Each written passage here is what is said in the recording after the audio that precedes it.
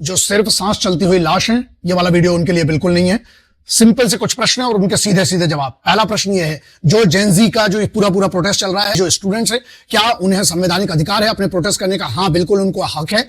Article 19 में बिल्कुल उनको संवैधानिक अधिकार है, वो अपने राइट्स का एक्सेस कर सकते हैं। क्या पुलिस ने जो जंतर मंतर में स्पेशली जो वो लांबा जैसे अधिकारियों ने जो बच्चियों को जो थप्पड़ मारे हैं या बल का प्रयोग किया है, क्या वो गलत है? बिल्कुल गलत है, सरासर गलत है। और वो लाठीचार्ज के ऑर्डर किसने दिए थे, क्यों हुआ था, क्या हुआ था, इसकी पूरी की पूरी इंक्वायरी जांच होना चाहिए। उसके बाद बहुत सारी ऐसी भी क्लिप्स है जहां पर एक भीड़ पूरी मिलकर आईएएफ के जवानों को और पुलिस को मार रही है। क्या ये सही है? नहीं, ये बिल्कुल गलत है, क्योंकि अगर उन्होंने एक्सेस कुछ बल का प्रयोग किया गया है तो वो भी गलत है, और उनके ऊपर जो भीड़ मिलकर मार रही है वो भी गलत है। क्या उस मंच का प्रयोग सिर्फ और सिर्फ बच्चों के लिए हो रहा है? नहीं।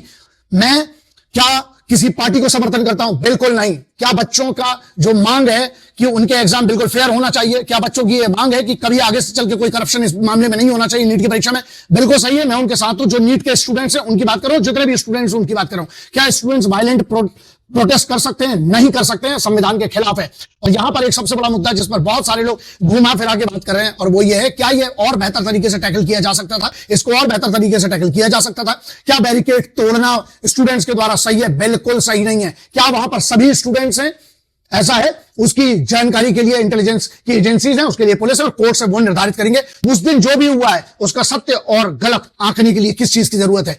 हाईएस्ट लेवल की इंक्वायरी, पूरे के पूरे फोरेंसिक डिजिटल एनालिसिस करने के बाद कौन जिम्मेदार है? चाहे वो पुलिस का व्यक्ति अगर कोई है जिम्मेदार, उसको भेजा। जिसने भारत के खिलाफ नारे लगाए हैं उसको भी जिम्मेदारी देकर उसको भी सजा होना चाहिए। नेशनल सिक्योरिटी एक्ट के अंतर्गत बिल्कुल 120 में उसको सजा होना चाहिए। और उसके साथ साथ एक बात और है जिस पर गौर नहीं किया जा रहा, वो ये है कि वहां पर मंच का उपयोग करके अगर सनातन धर्म के खिलाफ कुछ कहा गया है और भारतीय सेना के अपमान में कुछ चीजें कही गई हैं, क्या मैं उसका समर्थन करता हूं? बिल्कुल नहीं करता हूं। मैं सिर्फ बच्चों के साथ हूं, मैं किसी पार्टी के ना समर्थन में हूं, मेरे को कोई लेना देना नहीं है। सिर्फ ये बात है, जैसा जिसने गलत किया है, कानून सबके लिए बराबर हो, चाहे वो वर्दी पहना हो, चाहे वो कोई लड़का बन के आए हो, चाहे स्टूडेंट हो, चाहे कोई भी हो।